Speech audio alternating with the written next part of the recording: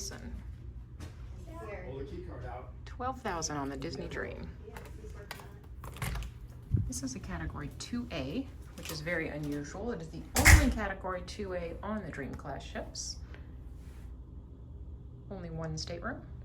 And what makes it special is its connection to the Royal Suite, so you can have this large space open in between, and also the veranda, which I will show you in a minute. We are traveling with the Royal Suite next door, so we are keeping that open to have one big space.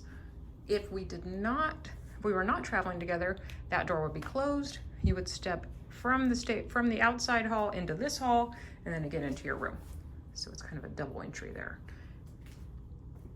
And this is a 1-bedroom concierge, and it's basically like the others except for that entryway. It has 2 bathrooms. Now it has a shower and a toilet. Lots of closet space. This one is full of our suitcases, but it's a nice walk-in closet there with automatic lights. This is the desk area. There's a Murphy bed that folds down there. Living room area, the couch also folds out. Here is the primary room. Super comfortable bed, I can attest to that. And some of my favorite bathrooms on the fleet. Love this giant tub. It is huge. There's also a shower there and a toilet. There's a mirror there's a television in the mirror there, which is fun. And here is our living area, dining table.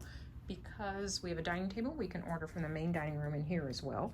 We cannot order a Palo. You can only do that in the Royal Suites. We do have a fridge over there that is fully stocked for us too.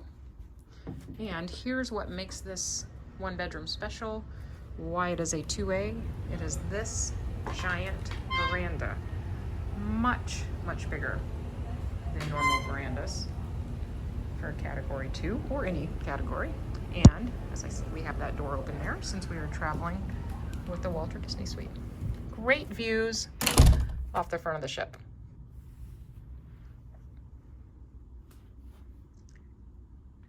And there we go. Thanks for watching.